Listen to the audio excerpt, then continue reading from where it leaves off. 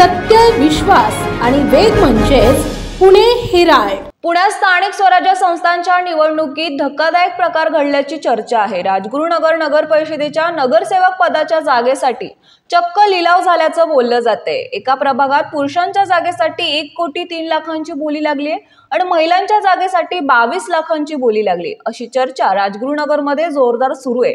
मात्र यावर सत्ताधारी आणि विरोधक दोन्हीही मुख गिळून गप्प आहेत।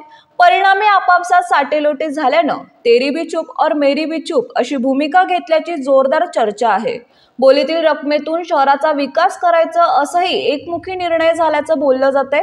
पण हे कोणत्या प्रभागात घडलं आणि ते उमेदवार कोण याबाबतची वाच्यता कोणीच करत नाहीये। आज बिनविरोध घेण्याचा शेवटचा दिवस आहे।